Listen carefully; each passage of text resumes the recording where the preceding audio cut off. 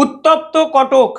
দুর্গাপুজোর বিসর্জনকে কেন্দ্র করে কালকে কটকে যে ঘটনা ঘটেছে তা নিঃসন্দেহে নজিরবিহীন।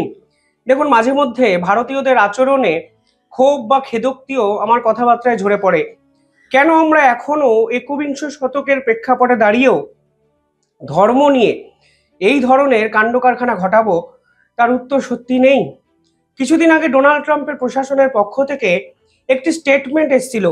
আমি কিন্তু সেদিন আপনাদের বলেছিলাম, এই যে পার্টিকুলার স্টেটমেন্ট এসছে এর পিছনে অনেক বড় অভিসন্ধি কিন্তু কাজ করছে।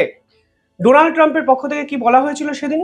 সেদিন বলা হয়েছিল এই যে ভারত রাশিয়ার থেকে তেল কিনছে, তাতে নাকি লাভবান হচ্ছেন ভারতের ব্রাহ্মণরা। অর্থাৎ পরিষ্কারভাবে হিন্দু ধর্মাবলম্বী মানুষদের টার্গেট করার প্রবণতা কিন্তু সেদিন আমেরিকার পক্ষ থেকে করা হয়েছিল। সেদিন একটি ভিডিও আমি বানিয়েছিলাম এবং আমি বলেছিলাম, দয়া করে এই ধর্মীয় মেরুকরণের রাজনীতিতে ভারতীয়রা যেন পা না দেন, কারণ এটা কিন্তু এক পুরনো খেলা। যদি স্বাধীনতার আগের ইতিহাসটা দেখেন, দেখবেন এই ধর্মীয় ভেদাভেদ এনে ভারতকে তারা দ্বিখণ্ডিত করেছে। শুধু তা নয়, ভারতের শান্তি শৃঙ্খলা সম্প্রীতি যুগের পর যুগ নষ্ট করে তারা কিন্তু ভারতকে কার্যত শাসন করেছে প্রায় 150 থেকে 200 বছর। আজকের দিনে দাঁড়িয়ে ডোনাল্ড ট্রাম্পের প্রশাসনের পক্ষ থেকেও সেই ব্রাহ্মণ কাঠ খেলার প্রবণতা কিন্তু মাত্র 1 মাস আগে শুরু হয়েছিল এবং ডোনাল্ড ট্রাম্প প্রশাসনের পক্ষ থেকে এই ধরনের স্টেটমেন্টের বিরোধিতা ভারতবর্ষের কোনো মিডিয়া কিন্তু সেদিন সে অর্থে করেনি। আর আজকে দেখুন কটকে যে ঘটনা ঘটেছে, যা ভারতের ইতিহাসেও খুব কম দেখা যায়। ইন্টারনেট বন্ধ কটকে এবং যেরকম গোষ্ঠীদ্বন্দ্বের ছবি আমরা দেখলাম, তাতে একটা জিনিস পরিষ্কার, আমরা ভারতীয়রাই হয়তো বিদেশি শক্তির হাতে কিছু না কিছু অস্ত্র তুলে দিচ্ছি এবং বিদেশি শক্তি যেভাবে ভারতকে অশান্ত করার চেষ্টা করছে, ঠিক সেই ফাঁদে কিন্তু পাটা গলিয়ে ফেলছি। 1 সপ্তাহ আগে লাদাখ, 1.5 বছর ধরে মণিপুর এবং আজকে কটক। এটা কোনো বিচ্ছিন্ন ঘটনা নয়। এই ঘটনার যদি আপনারা বীজ যদি বপন কবে থেকে করা হয়েছে বলা হয়, তাহলে কিন্তু আপনারা উত্তরটা পাবেন এবং বুঝবেন ভারতের আন্তর্জাতিক স্তরে যেভাবে প্রভাব এবং প্রতিপত্তি বেড়েছে, তার পাল্টা ষড়যন্ত্র সমাজের এই সকল ঘটনাগুলো কিন্তু রিফ্লেক্ট করে। কটকে যে ঘটনা ঘটেছে তা হয়েছে দুর্গাপুজোর বিসর্জনকে কেন্দ্র করে। 4 অক্টোবর 2025, অর্থাৎ পরশু দিন।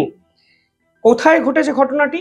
কটকের একটি সেন্সিটিভ জায়গা, কমিউনালি সেন্সিটিভ এরিয়া, দরগা বাজার এরিয়াতে।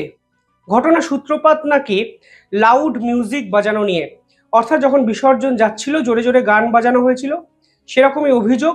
এবং এই গান বাজানোর পরে রিলিজিয়াস যে স্ট্রাকচার ছিল তার পাশ থেকে যখন বিসর্জনের এই মিছিল যাচ্ছিল, সেখানে নাকি লোকাল মানুষরা, অর্থাৎ একটি মাইনরিটি প্রবণ এলাকা দরগা বাজার এরিয়া, সেখানে লোকাল মানুষরা প্রথমে প্রোটেস্ট করে এবং পরিষ্কারভাবে বলা হয় যে বিসর্জনের রাস্তা যেন অন্য পথে ঘুরিয়ে দেওয়া হয়। সরাসরি তারা প্রশ্ন তোলেন, কেন এই এরিয়াতে বিসর্জনের অনুমতি দেওয়া হয়েছে, কেন পারমিশন দিয়েছে প্রশাসন।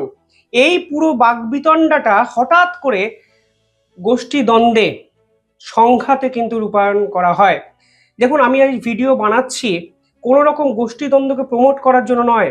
আজকে এই ভিডিও বানাচ্ছি সতর্কতার জন্য, যে আমরা ভারতীয়, এই ভারতের যে ইতিহাস, এই ভারতের যে সংস্কৃতি, আজকের দিনে এসে যদি এই রকমভাবে বিপর্যস্ত হয়, তাহলে বিদেশি শক্তিরা হাতিয়ার পেয়ে যাবে। আজকে বিদেশি মিডিয়া এই খবরকে প্রচার করছে। কিসের জন্য আমরা বিদেশের মিডিয়াকে এই সুযোগ দেব? আমাদের 140 কোটির একটি দেশ, যে দেশে 1-2 এরকম বিচ্ছিন্ন ঘটনা ঘটতেই পারে, কিন্তু আমরা কেন নিজে জেনে শুনে বিদেশি শক্তির ইন্ধনে এই ধরনের ঘটনা ঘটাবো? এই প্রশ্ন কিন্তু ভারতীয় হিসাবে সকলের তোলা উচিত। আমি প্রতিদিন ভিডিওতে একটি কথা বলি যে আমি যে কোনো রাজনৈতিক দলের সমর্থক হতে পারি, আমার যে কোনো নির্দিষ্ট একটি ধর্ম থাকতে পারে, কিন্তু আমি রাজনৈতিক দল এবং ধর্মকে গুরুত্ব দিতে গিয়ে আমার দেশের ক্ষতি করব, সেই প্রবণতার কিন্তু আমি ঘোর বিরোধী। যখন আমার দেশ আমেরিকার মতো শক্তিধর দেশের বিপক্ষে বুক চিতিয়ে লড়ছে, যখন আমার দেশ সন্ত্রাসবাদী পাকিস্তানের বিপক্ষে প্রতিদিন বুক চিতিয়ে মাথা উঁচু করে দাঁড়িয়ে আছে, ঠিক তখন আমার দেশের এই ধরনের ঘটনা আমার লজ্জার, আমার অপমানের, আমার খারাপ লাগার বিষয়।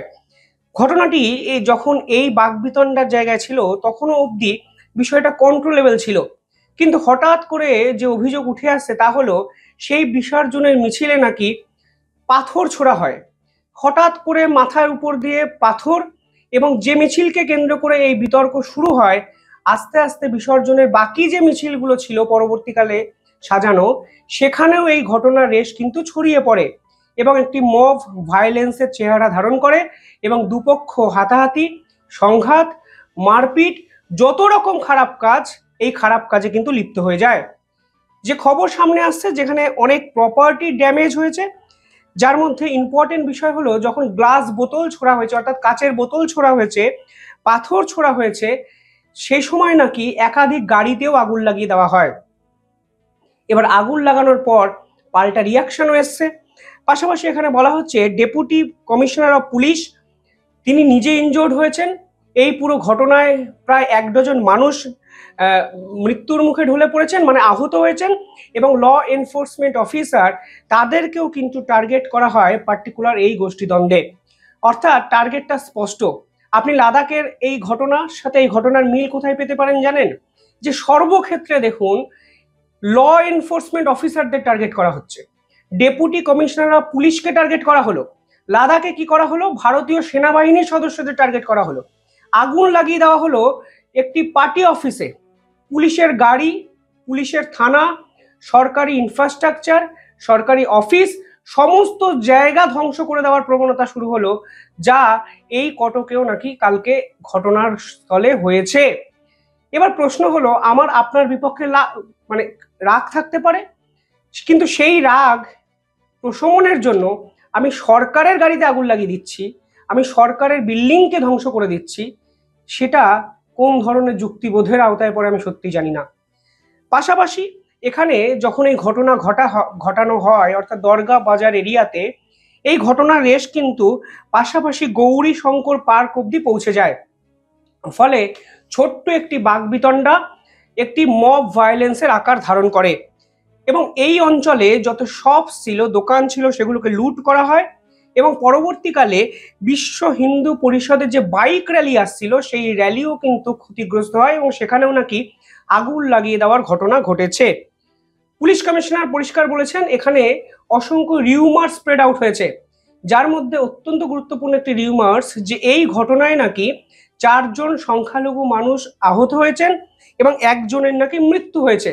যদিও পুলিশের পক্ষ থেকে ক্ল্যারিফিকেশন দিয়ে বলা হয়েছে এই ঘটনায় কারোর মৃত্যু হয়নি, যে 4 জনের কথা বলা হয়েছে তাদের মধ্যে 3 জনকে হাসপাতাল থেকে সেদিন ডিসচার্জ করে দেওয়া হয়েছে এবং 1 জন এখনো চিকিৎসাধীন হাসপাতালে ভর্তি। কিন্তু এই যে ইচ্ছাকৃতভাবে 4 জন মারা গেছেন, 4 জন মাইনরিটি মানুষ এই ঘটনায় মৃত্যুবরণ করেছেন, এই ধরনের যে স্প্রেড আউট করা খবর, মিথ্যে খবর, সোশ্যাল মিডিয়াতে সার্কুলেট করা খবর, এই সার্কুলেট করা খবরের ভিত্তিতে এই গোষ্ঠীদ্বন্দ্বের চেহারা কিন্তু আরো ভবিষ্যতে বাড়তে পারে বলে আশঙ্কা করেছে পুলিশ এবং 24 ঘন্টার জন্য সরকার কিন্তু এই অঞ্চলের ইন্টারনেট শাটডাউন করে দিয়েছে। কালকে সন্ধ্যে 7টা থেকে আজকে সন্ধ্যে 7টা এই পার্টিকুলার জায়গায় ইন্টারনেট বন্ধ থাকবে। কটক মিউনিসিপাল কর্পোরেশন এবং কটক ডেভেলপমেন্ট অথরিটির যে এরিয়া, সেখানে এই আইন এখন বলবৎ করা হয়েছে। ইন্ডিয়ান টেলিগ্রাফ অ্যাক্ট 1885 সেকশন 5.2 এর আন্ডারে যে আইন আছে সেখানে বলবৎ করা হয়েছে এবং পাশাপাশি আইপিসির 144 ধারা এখানে জারি করা হয়েছে এবং পাশাপাশি র্যাপিড অ্যাকশন ফোর্স, পুলিশের নিজস্ব টিম, সমস্ত কিছু কিন্তু এখানে ডিপ্লয় করা হয়েছে পুরো বিষয়টাকে ঠান্ডা করার জন্য।